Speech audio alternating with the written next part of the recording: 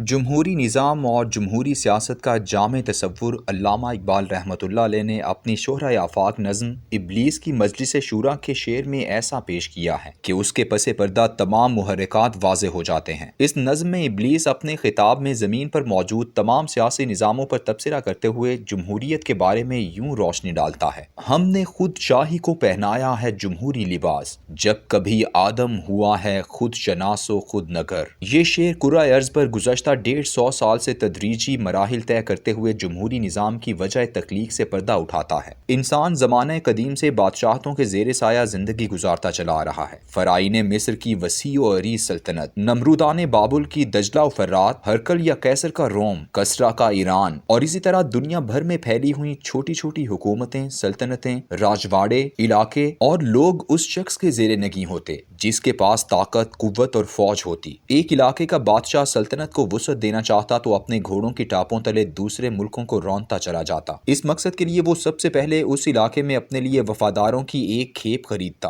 جو اپنے ہی ملک پر مسلط حکمران کے خلاف اس بیرونی حملہ آور کی مدد کے لیے آمادہ ہوتی۔ فتح کے بعد ان لوگوں کی وفاداری کا انعام ان کو حکومتوں میں منصب دے کر دیا جاتا۔ صدیوں پرانا یہ سلسلہ گزشتہ صدی تک بھی جاری رہا۔ برِ صغیر میں انگریز صرف چند ہزار سپاہی لے کر آیا تھا، لیکن پھر اس کی خرید و فروخت سے مقامی لوگ اس کی فوج کا حصہ بنتے چلے گئے، اور پھر ایک دن ایسا آیا کہ صرف 30,000 انگریز برِ صغیر کے کروڑوں لوگوں پر تقریباً 90 برس حکمرانی کرتے رہے۔ غزنوی ہو یا غوری، خلجی ہو یا مغل، جب بھی اپنے وطن سے چلتے تو ان کے پاس افواج کی تعداد بہت کم ہوتی، مگر وہ مفتوحہ خطوں میں موجود آپس کی چپکلشوں، رنجشوں اور لڑائیوں کا بھرپور فائدہ اٹھاتے اور چند گروہوں کو اپنے ساتھ ملا کر باقیوں پر حکومت کرتے۔ بادشاہوں کی سیاسی پارٹی ان کی وفادار فوج ہوا کرتی تھی۔ اس فوج میں مکمل وفاداری شرط تھی۔ غداری کی سزا بہت کڑی ہوتی، پکڑے جانے والے کی زندہ کھال کھنچوائی جاتی، آنکھوں میں سلائیاں پھروا کر عمر بھر زندان میں قید کر دیا جاتا یا دیوار میں زندہ چنوا دیا جاتا۔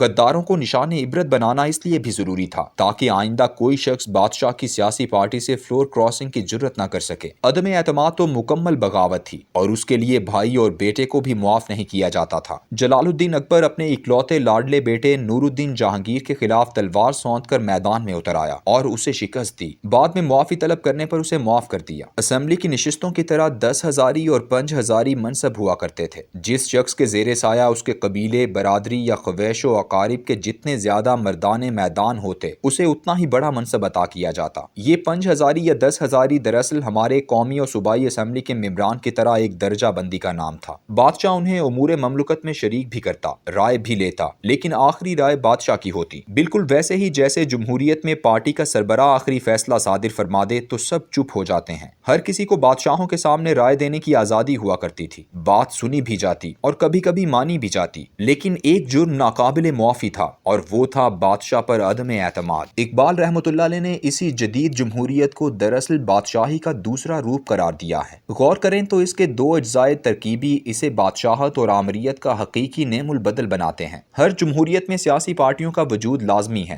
آپ غیر جماعتی انتخابات کی بات کریں یا مثلاً ضیاء الحق کی طرح کروا کر دکھائیں تو فوراً آپ پر غیر جمہوری ہونے کا لیبل لگ جائے گا۔ کسی جمہوری نظام میں ایک نہیں بلکہ ایک سے زیادہ پارٹیاں لازم ہونا چاہیے۔ مثلاً ایک پارٹی والا نظام خواہ چین یا روس میں ہی کیوں نہ ہو، اور اس پارٹی میں بے شک جمہوریت اور آزادی رائے بھی ہو، مگر دانشوروں کے نزدیک یہ جمہوریت نہیں کہلائے گی۔ دوسرا اہم عنصر پارٹی سے وفاداری ہے۔ وفاداری بدلنا پوری مغربی جمہوری دنیا میں مذہب بدلنے سے بھی بڑا جرم تصور ہوتا ہے۔ پارلیمانی تاریخ میں صرف چرچل نے جنگ عظیم دوئم کے ہنگاموں میں ایسا کر تو لیا، لیکن جنگ ختم ہوتے ہی اس فاتح اور ہیرو کو بدترین شکست سے دوچار ہونا پڑا۔ اس وفاداری کے پیچھے کیا ہے؟ دراصل پہلے بادشاہ فوج کے بلبوتے پر حکومت کیا کرتے تھے، مگر اب پس پردہ رہ کر عالمی اور مقامی سرمایہ دار طبقہ اپنے سرمایہ کے زور پر ملکوں پر حکومت کرتا ہے۔ دنیا کے ہر جمہوری ملک میں ان سرمایہ داروں کا ایک گروہ ہوتا ہے جو ان جمہوری رہنماؤں اور سیاسی پارٹیوں کو الیکشن کے لیے کثیر سرمایہ فراہم کرتا ہے، اور اس کے ساتھ ساتھ انہی سرمایہ داروں کا خریدا ہوا میڈیا ان کی جیت کی راہیں بھی ہموار کرتا ہے۔ کوئی سیاسی پارٹی سرمایہ دار کے پیسے اور اس کے میڈیا کے بغیر جیت کا تصور بھی نہیں کر سکتی۔ ایک امریکی صدر 7 سے 8 ارب ڈالروں کے بغیر الیکشن میں کودنے کا سوچ بھی نہیں سکتا۔